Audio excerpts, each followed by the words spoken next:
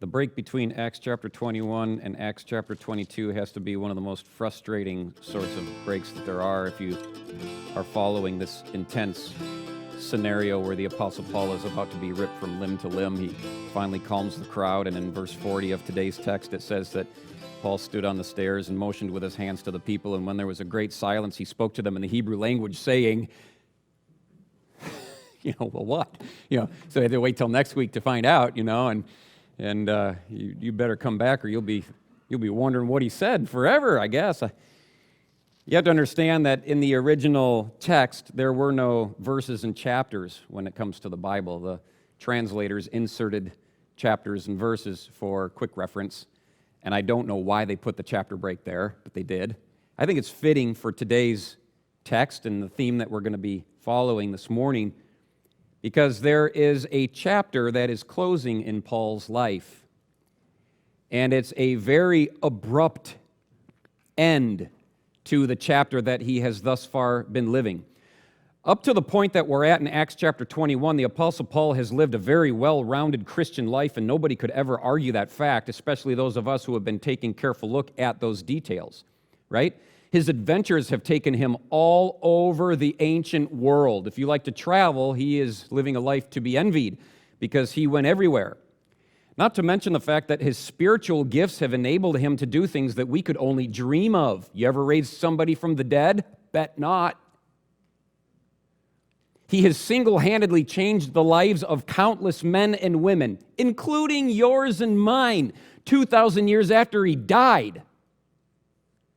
The Apostle Paul has lived a remarkable life. He spent his entire Christian time as a free man, going as he wishes wherever the Holy Spirit blows him, as Jesus spoke of in John 3:8. And the way that the Apostle Paul utilized the freedom that Christ had given him, just his ability to go wherever was needed, do whatever was required, his ability to travel from place to place, city to city, speak as he did, the way that he utilized his freedom is truly remarkable. And to give pause for a moment, I wonder if we use our freedom in the same intentional way that Paul did. I hope that we do. So Paul was a free man. He utilized his freedom. He did great things. He's lived a well-rounded Christian life, but this morning he's going to be put in cuffs. His entire life is about to change, and here from this point forward, he's going to be a prisoner for the rest of the book of Acts. Again, a chapter in Paul's life is closing. It's been a wonderful chapter, but things are changing now for him. No longer a free man, he is a prisoner.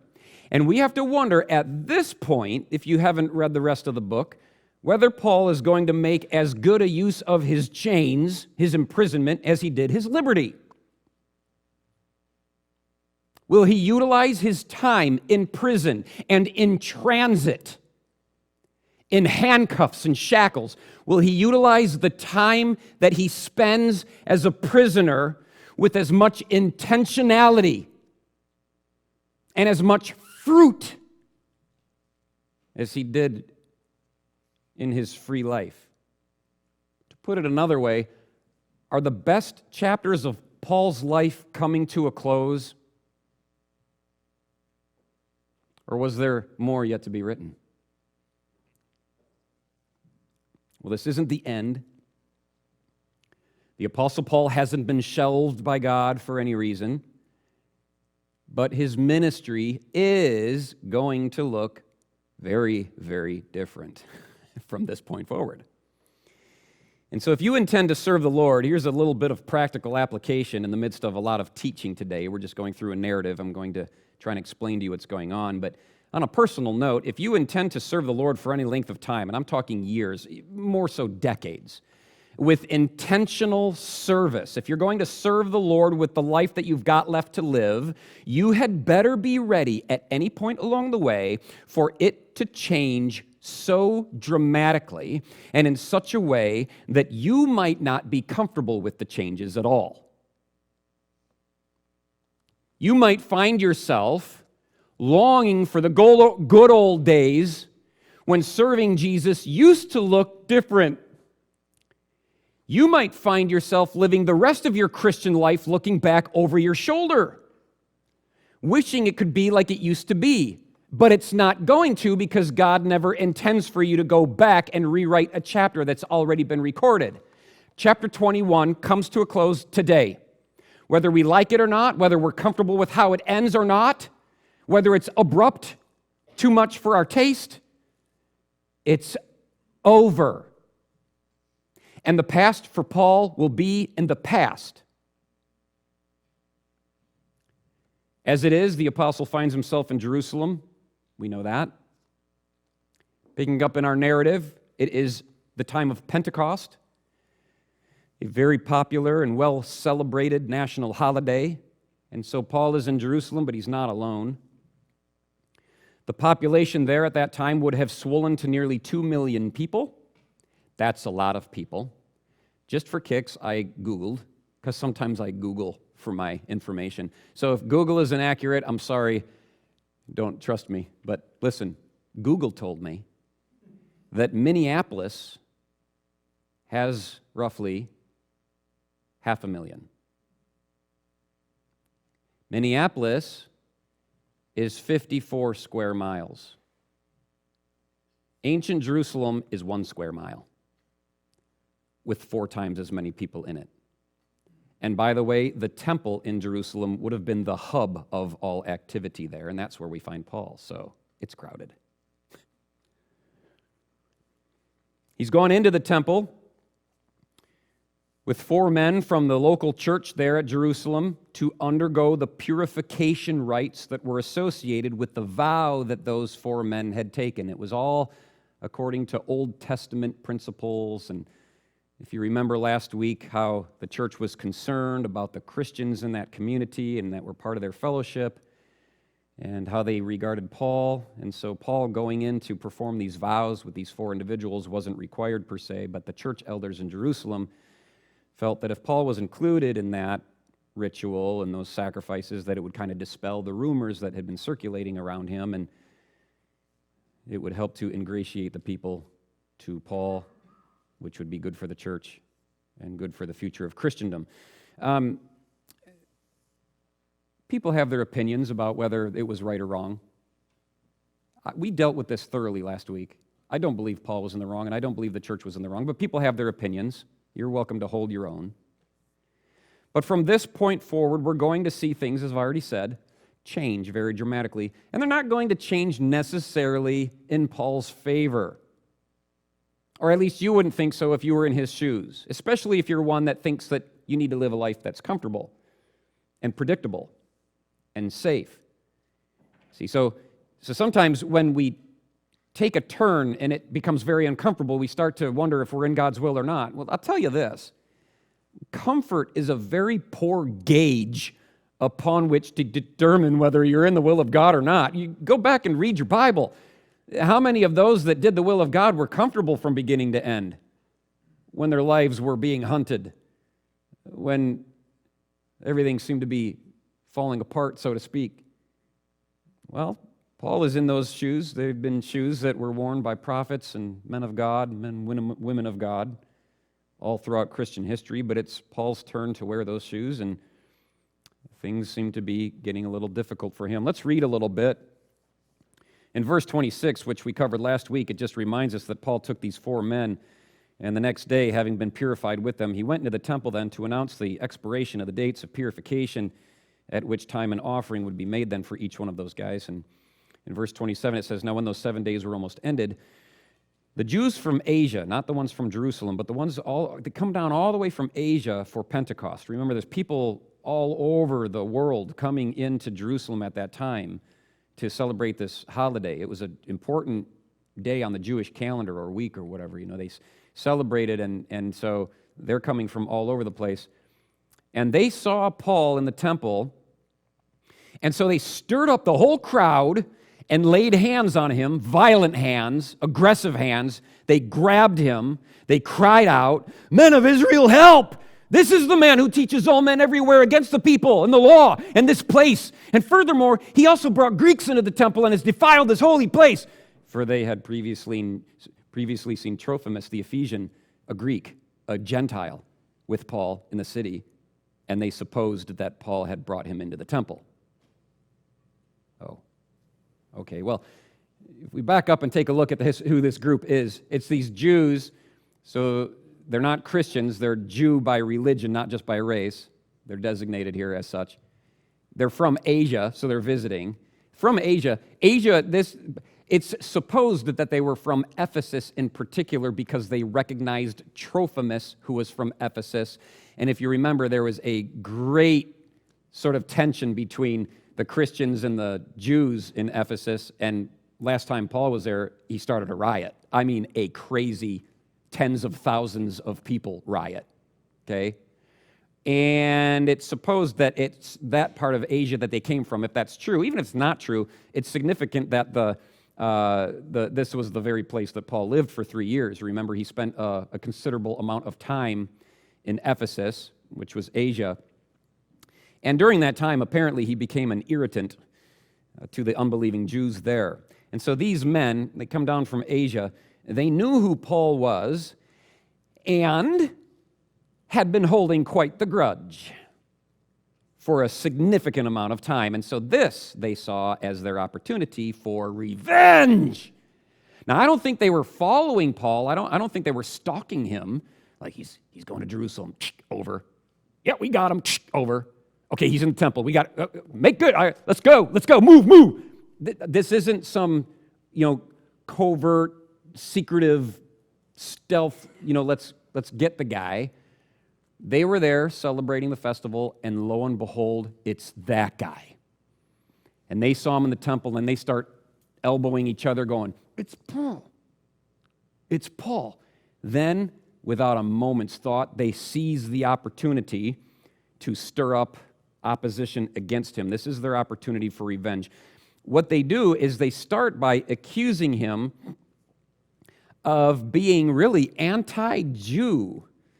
If you look, they cry out, "Men of Israel, help. This is a man who teaches all men everywhere against the people, against the Jews.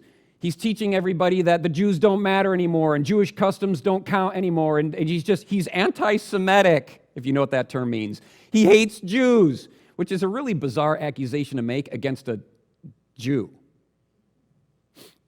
Right?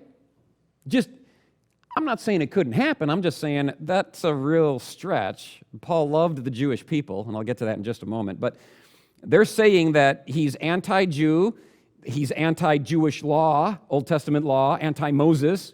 He's anti-Jewish religion. He's against the temple, right? Everything that they stood for as Jews. So he's racist, he's a bigot, he's committing blasphemy. They're just throwing everything they can at him. That's their red, white, and blue. They were patriots to the core. He's a racist, he's a bigot, he's a blasphemer. That's like spitting on the red, white, and blue. Do you know what I mean, Americans, by that? For anybody who's not from this country, those are the colors of our flag, and you don't do that. So this is akin to, sort of in our country, just taking an American flag and burning it right in front of a Marine. What kind of a reaction do you think you're going to get out of the Marine? Probably not a good one. I mean, they know how to agitate these people. How do you get a group of Marines upset? Well, burn a flag. How do you get a group of Jews upset? You say exactly what they said in verse 28. That's how you get that crowd riled up, and they knew it. And none of the accusations they make against these guys are even remotely true. Okay? First one, they're against these people. They're Paul's anti-Semitic. Was he?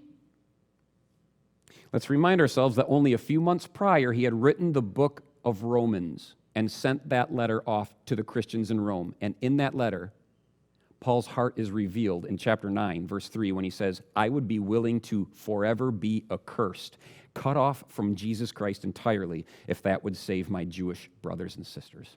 I'd go to hell if it meant they could go to heaven." So was Paul anti-Semitic? You know the answer now. You can say it. No, thanks. A little urban theater. It's always fun. Second charge is that he's against God's law. He's against the law. Was Paul against Old Testament law? Again, you go back to the book of Romans. And again, he had just written this. So it's ironic that he had just formally expressed his sentiments for the Jewish people in the book of Romans and the Jewish law in the book of Romans. And now, only a couple months later, these accusations are being made. It's like, that was a really bad time to make these accusations because evidence suggests in Romans chapter 7 that Paul loved the law. He says, and I quote, "Am I suggesting that the law of God is sinful? Of course not," he says in Romans 7. "The law itself is holy. I agree that the law is good." In verse 22 of chapter 7, he says, "I love God's law with all my heart." So was Paul anti-law? Was Paul teaching people to be anti-law? No. He's saying, I love the law, and you should too. Third charge was that he's speaking against this place, meaning the temple. He's desecrated this holy place. Is Paul disregarding the temple in any way? The answer to that is no, and I'll explain. I'll explain why this charge is so severe. The temple, as it was built, was arranged in sections. It was partitioned off so that you could enter in, but depending on who you were, you could go no further unless you had special clearance to go further, and even from there was another barricade that you couldn't go beyond unless you had special clearance. Okay? So the outer court was for anybody. You could be Jew, you could be Gentile. They had a court where even the women weren't allowed to go any further. But that's beside the point. This is concerning Gentiles. They're saying, we saw Paul bring Gentiles into the temple. He's desecrating the temple. He speaks against the temple. And again, this was a very serious charge because Gentiles, they weren't allowed past a certain point, and Jews were so sensitive to this, and the Romans recognized their sensitivities, and so the Romans even agreed to uphold their beliefs, keep Gentiles out of the inner court of the temple, and the Romans went so far as to post signs along the barricades. And by the way, to post a sign, that was hard work because they chiseled it into stone and placed those signs at various places that were written in both Hebrew and Greek. And the sign said, quote, "No foreigner may enter within the barricade that surrounds the temple.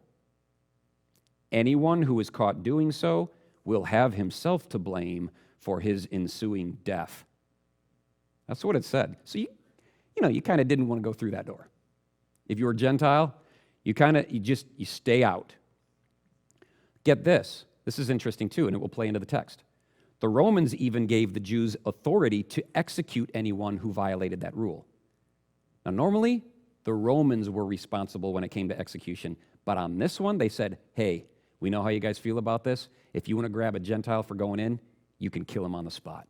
I'll tell you this, it said that not even Herod was allowed in the temple. King Herod wasn't even allowed to cross that barrier. And yet they are accusing Paul of bringing his Gentile friends into the temple. This is a capital offense, friends. You don't do this. They're crying out, help! He brought Greeks into the temple. Oh, God, he's defiled this holy place. Now, was it true? Was it true? No. It was assumed. It says they supposed that Paul had brought Greeks in there with him because why? They saw him hanging out with a guy from Ephesus in town. And so they assumed. They had no evidence to support their claim. There wasn't a single eyewitness, let alone the 2 or 3 that are needed in a case like this, not a single eyewitness to come forward and say anything and establish their guilt, nor was there any confession to the crime. Trophimus didn't stand up and go, you know what, you're right, I shouldn't have gone in. Paul certainly didn't. So there's no confession, no eyewitness, no evidence. All they got is that they saw Paul and Trophimus together in the city, and so they make this colossal jump that Paul brought him into the temple. Well, they're hanging out. They were at the club, so they must have gone to church together. It's like, I don't know that that's the way it works. Shoot first, and then ask questions later? Yeah, you generally don't do that. This would be like seeing a man talking to a woman in public and then accusing them before everybody that they're committing adultery. Why? Well, because they were talking together. I saw them at the grocery store. They're talking together. Well, how did you get adultery out of that? Well, I saw Paul and Trophimus hanging around in town, and well, how do you get going to the temple out of that? They supposed. That's how you get there. You make an assumption. That's what people do when they hate somebody. They start assuming things about them that aren't true. Whether there's evidence or not, they don't care. Whether there's an eyewitness, whether there's any proof at all, who cares? I hate you. And their hatred for Paul had grown so deep that they allowed themselves to just believe any imagined evil against him that they could possibly think of. That's where it went. They just thought it up and went, well, it must be true. He's that kind of guy. I'll bet he did. No, he's not that kind of a guy. You just hate him. You're that kind of a guy. And no, he didn't do that. You'd like to believe that he did. They gave their own minds unrestricted freedom to make Paul into the worst of villains without any grounds whatsoever. This is what unforgiveness does. This is what bitterness does. It allows its own mind unrestricted freedom to make the person they hate the worst of villains without any grounds. Their thought life became so dominated by an irrepressible desire for vengeance that they exchanged the truth of God for a lie about Paul. And now they're seeking the death penalty against him. And that's risky, by the way. In the Old Testament, Deuteronomy chapter 19, verses 16 through 19 say this. If a false witness, which these guys are, okay, they're just fabricating these accusations. Their own law book says, if a false witness accuses someone of a crime, both the accuser and the accused must appear before the priests and judges in office at that time. And if the witness proves to be a liar, you must impose on the accuser the sentence that they intended for the other person. They're seeking the death penalty for Paul. If they're making this up and they're found out to be lying, they get killed. Which to me shows just how dark they have become in their thinking. Just being around Paul makes them so miserable that they would rather die than to put up with him any longer. Yeah, I'll accuse him of going into the temple. I can't stand that man. I don't even want to share space on the same planet with anymore. So if I live, he must die. If he lives, I'd rather be killed. So bring on Deuteronomy 19. Fine with me. I'm just that miserable. And that's how, pay attention, that's how unforgiveness works.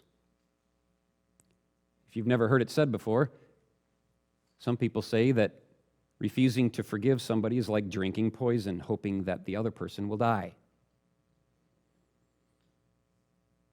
The grudge that these men bear against Paul is killing them, but they're not going to let it go. They're not going to let it go. Even though it's putting their own life and welfare in jeopardy, they don't care. Now, those in that position need to understand that God would have them close a very unforgiving and bitter chapter of their life and start new. These Jews from Asia needed to put the past in the past, learn to forgive and get over things, and move on with a brand new chapter. God would love to have forgiven them of that sin against Paul. God would love to have rinsed their minds of all guilt and all darkness and all the sour feelings that they had toward this innocent man that they were so fond of accusing. But they wouldn't allow God to do that work. So in verse 30, it says the whole city was disturbed. All the city was disturbed, and the people ran together, and they seized Paul. They grabbed him with violence, right? And they dragged him out of the temple, and immediately the doors were shut. Now, as they were seeking to kill him, so now they're doing all they can to beat him to death. It's not like they're seeking the death penalty. Remember, violating that law gave them the authority to do the execution. So they're attempting to kill him. They're beating him with closed fist as hard as is possible about the face and neck, the soft spots, kidneys, stomach, kick, punch, murder. And Paul is getting the absolute life kicked out of him. They were seeking to kill him. When that was happening, there was such a stir that news came to the commander of the garrison that all Jerusalem was in an uproar. The commander of the garrison would have been stationed right just off the temple. They actually would have had a place built adjacent to the temple, so the commander is pretty much right there on site. He hears the screams, somebody's come in there, says, something's going on, and he dashes outside immediately in verse 32, taking soldiers and centurions. He ran down to them, and when they saw the commander and the soldiers, they stopped beating Paul. Of course, they're afraid that they're going to get in trouble. They've allowed themselves to be overcome with such hatred that they took matters into their own hands without thinking through the implications or the legality of it. But if you notice the pronouns here, it's talking about they. They were executing Paul. They dragged Paul out. When they saw the commander, they stopped beating him. Who's it referring to? It's referring to the whole city that was disturbed. The whole city, the people, all the people in the city, not the Jews from Asia. I'd like to draw a distinction between the people who are now doing the execution and the Jews of Asia who have slipped out of the scene. They instigated the riot, but now, from this point forward, those Jews from Asia completely disappear from the narrative. Paul's going to go on trial. I'm going to fast forward to chapter 24, verse 19, where Paul is making an indictment against them, saying in front of the officials, those Jews from Asia ought to have been here before you to object against these proceedings if they had anything against me. But obviously, they didn't come to court.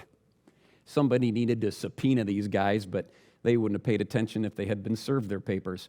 Their charges against Paul can't be substantiated, and they know it. And so they just bailed as soon as they had the chance.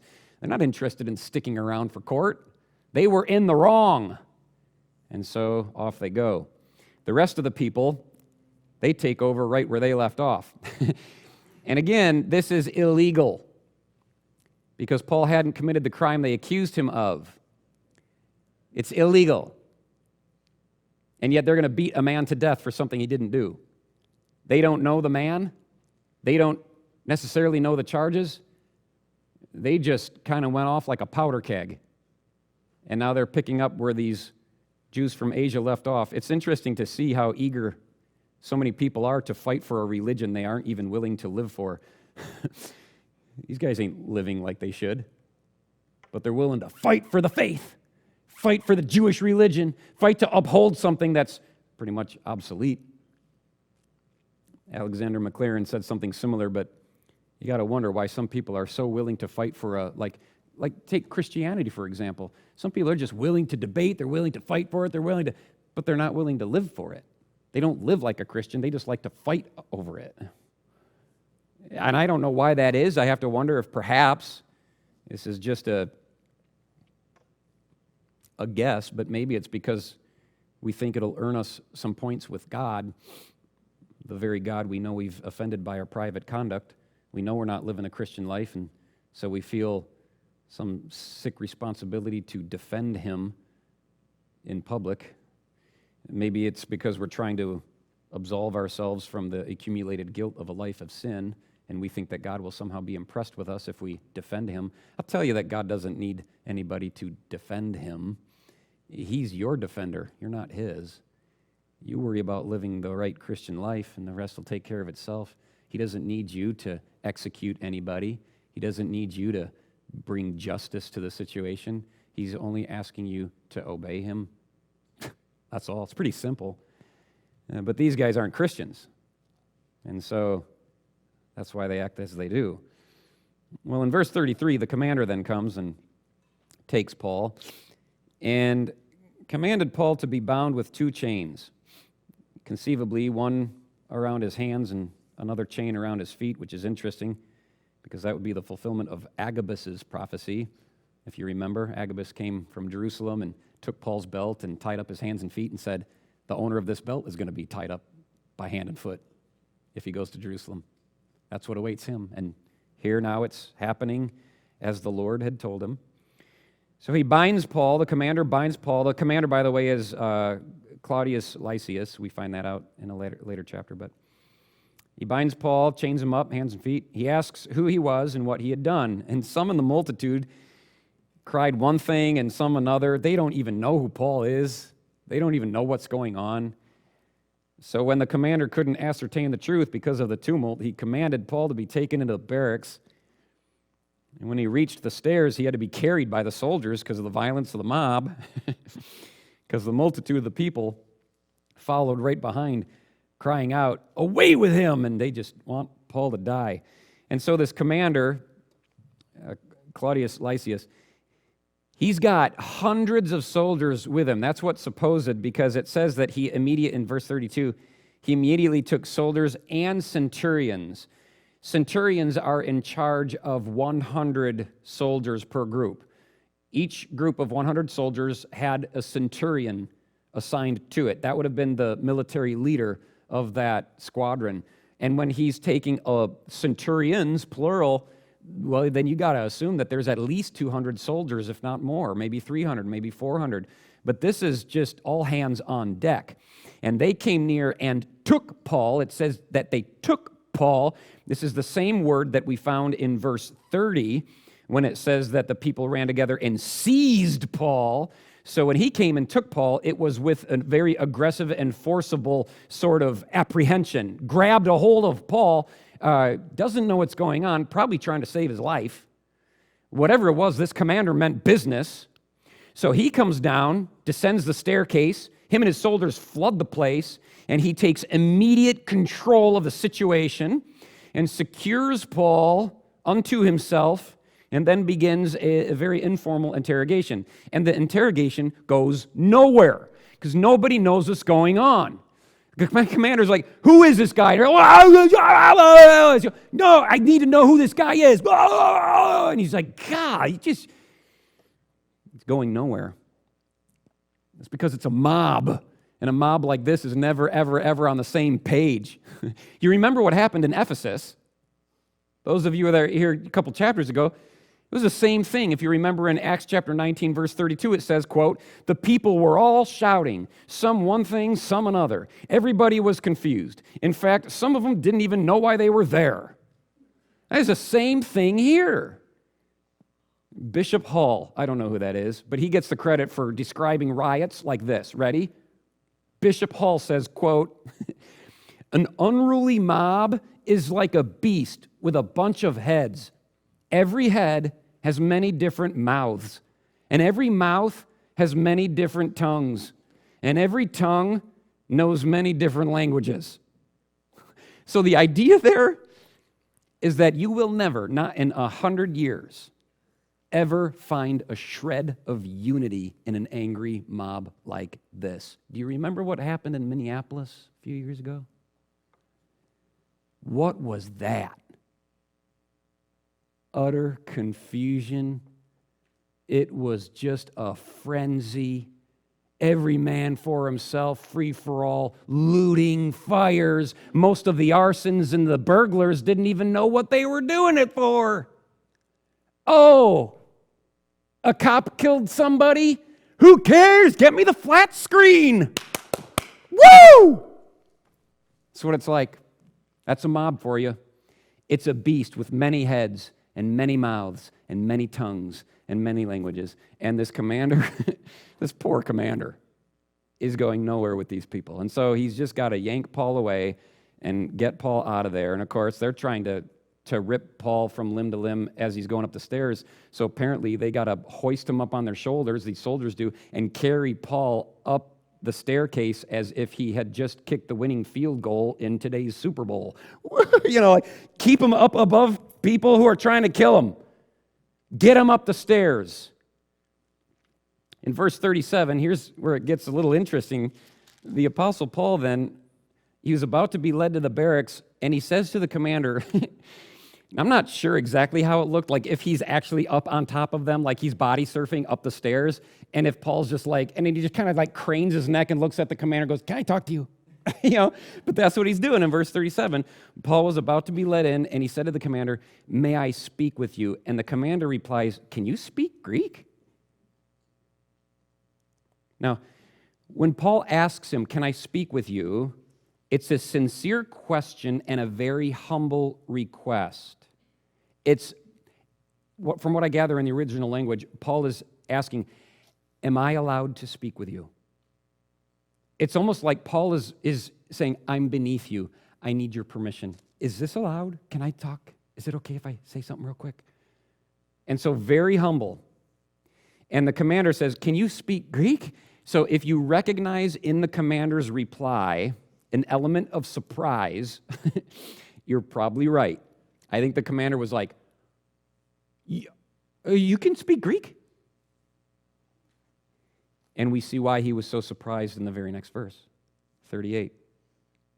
The commander says, "You're not the Egyptian who some time ago stirred up a rebellion and led the 4,000 assassins out into the wilderness? You're not that guy?" Okay, now, Claudius Lysias, that's the commander, he had the impression that Paul was the foreigner, right, that led these 4,000 renegade assassins.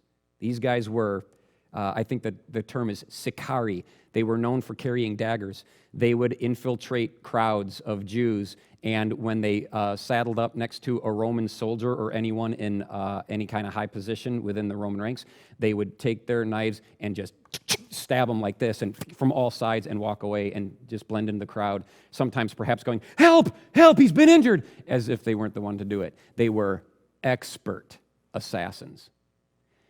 And this commander is going, "I thought you were that guy.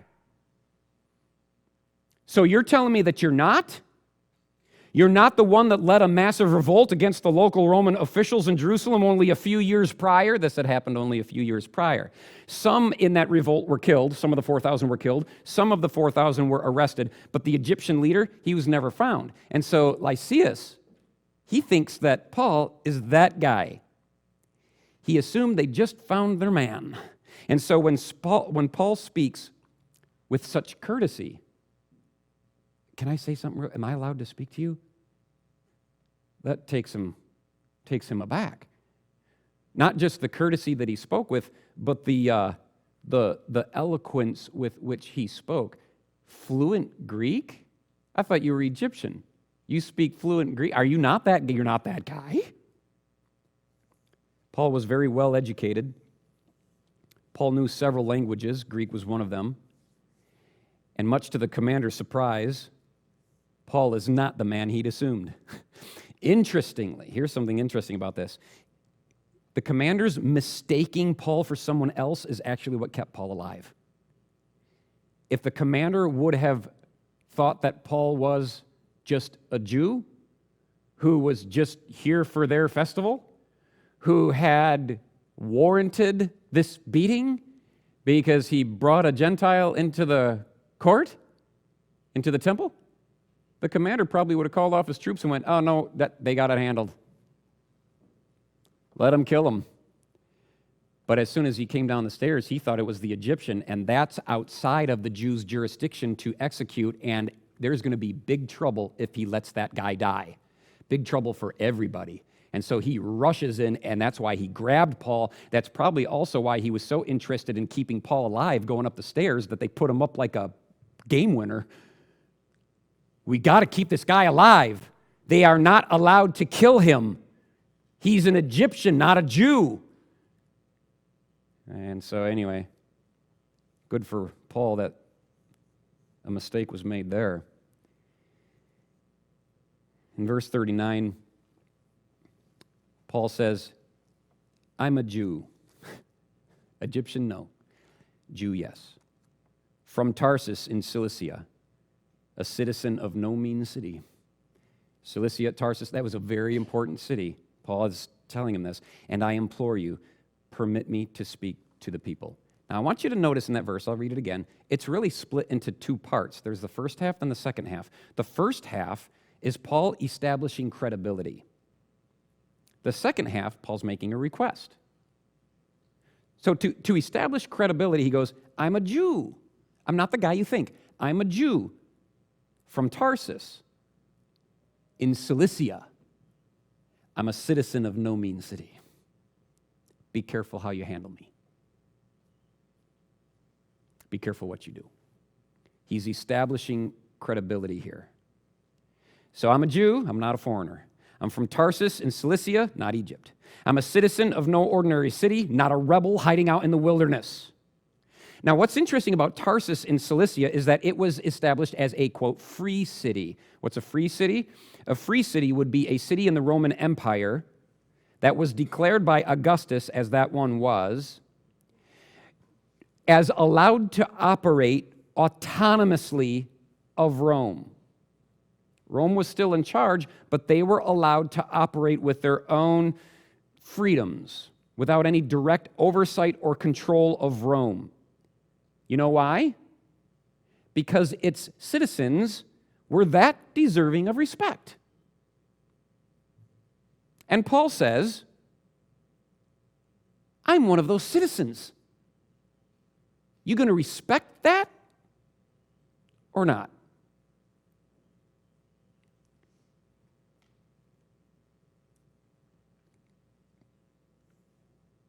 So now he's established credibility. And once credibility is established, a person can make a request with confidence that there is a greater probability that that request will be granted for having established credibility. He's done the first part. Now what's he going to ask for? Knowing that the commander very well might grant his request. So what's Paul going to ask for? Is he going to implore, get me out of here? I beg you, I implore you, get me out of here safely. Is that what he's going to ask for? He's gone through the trouble of establishing credibility. He gets to ask for anything he wants. What's he going to ask for? Don't let these guys kill me. Take the cuffs off. Lead me to the edge of the city and let me go. None of those things. Paul's going to save his request for something far greater. He's not interested in his freedom. He's not interested in his safety. He's not interested in his life.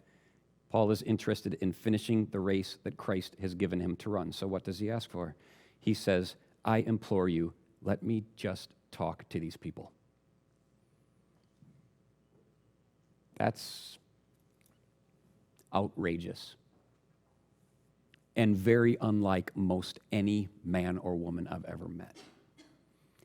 You have just been nearly mauled to death by a crazed group of violent murderers. They've surrounded you, beating you and kicking you. You were saved by the police in the nick of time. And even after you arrived, they were still trying to end your life. And you want to go back into the fray and have a quick word. Now, wouldn't we all be like, get me out of here. Put me in protective custody. Escort me to a different city altogether. Just keep me safe. Not Paul. He says, I'd like to talk to these people. In verse 40, the commander gives Paul permission. And so Paul there at the top of the staircase, he motions with his hand like this to the people.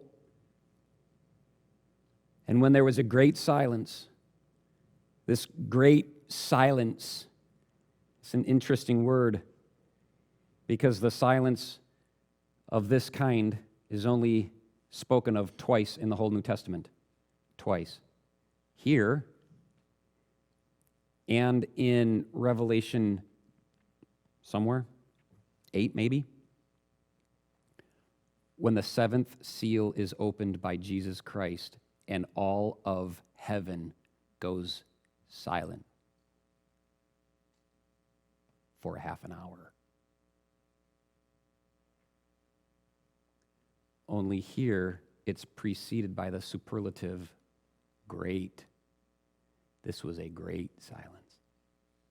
What makes it so great? Because of the noise that immediately preceded.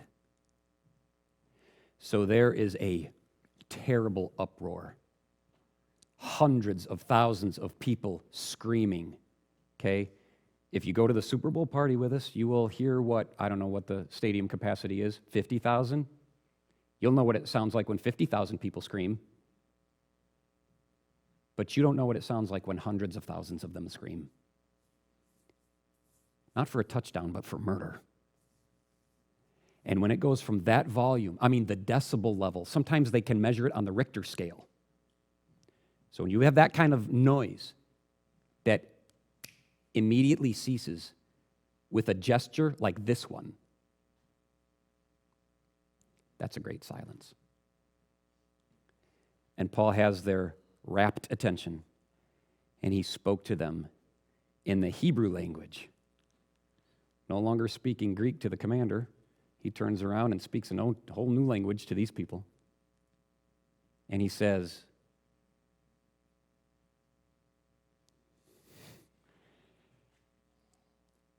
I got to stand like this for a week. What's he going to say? He gets to say anything. He's got Roman authority to speak. He's got thousands of people to shut up. He gets to say anything he wants next week. What do you think it'll be? Is he going to blame shift? Is he going to blame shift and say that the elders in the church here, the local church, they put me up to this? It ain't me. It's them. Listen, they made me do it. What's he going to say? Will he blame shift? Maybe he'll do what some of us would do, and he's going to sheepishly apologize for what he did. Even though in his conscience he doesn't think he did anything wrong, he's just, for the sake of social harmony, he's going to go, I'm sorry, I didn't mean to offend you. Will he do that? Will he just stand up there and blubber like a coward, beg for his life? Please, no, don't kill me. Is that what he's going to do? We'll have to find out next week, but I'll tell you this. Paul's not ashamed of where he stands. Paul's not ashamed of the chains that he wears. Paul is confident in where he is before God Almighty, and he's not going to take back anything that he has done or said so far. He's not going to recant.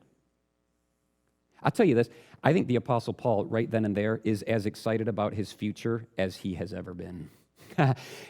This might be the end of his freedom, but this is not the end of his ministry, and the Apostle Paul knows that probably better than anybody then and now.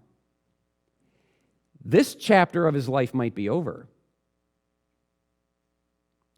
but there's a whole new chapter about to begin. In fact, Luke, the author of the book of Acts, devotes almost as much space to the details of Paul's ministry after his arrest as he does before his arrest. Roughly 7.5 chapters each. So there's a lot more to come. There are a lot of chapters left to be written in the life of the Apostle Paul. We need to understand that if you're going to serve Jesus like Paul did, and like we try, then you have to understand that your life is going to sometimes take a turn that you don't like. But can you stand where you are when that day comes, knowing that you've arrived in that uncomfortable place because you've been following the Lord?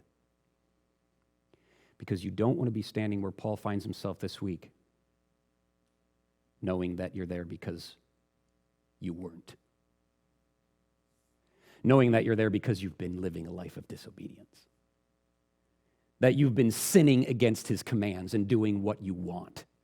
You don't want to find yourself in Paul's position, where a chapter closes on a beautiful chapter closes in your life because of some stupid thing that you did. You want chapters to close and new ones to open because God is still writing the script. Knowing that you didn't grab the pen out of his hand and start writing your own story, you've allowed him, the author and the finisher of your faith, to write your story from beginning to end like Paul did. So I think Paul is just as excited for his future as he's ever been. It is so difficult, though, for you and I, when we're in a position like this, to let go of the past, especially when the present is so difficult and the future looks so bleak. Yet Paul was able to do it. Paul's past looks far more appealing to me and you than his future does, unless you really enjoy prison time. I mean, would you rather be free? Or would you rather be in confinement? Paul didn't look at his life in those terms. He looked at it as, I'm either a slave of the Lord Jesus Christ or I'm a prisoner of the Lord Jesus Christ. And here marks the beginning of the chapter where he's a prisoner of the Lord Jesus Christ. I am a prisoner. I am not ashamed of his chains. I am not. Paul would soon write a letter from his prison cell. It's a letter that you and I have read if you're a Bible student at all. It's called Philippians. In that letter that he wrote while he was locked up, he says this, quote, I'm not there yet. My life isn't finished. So, I press on.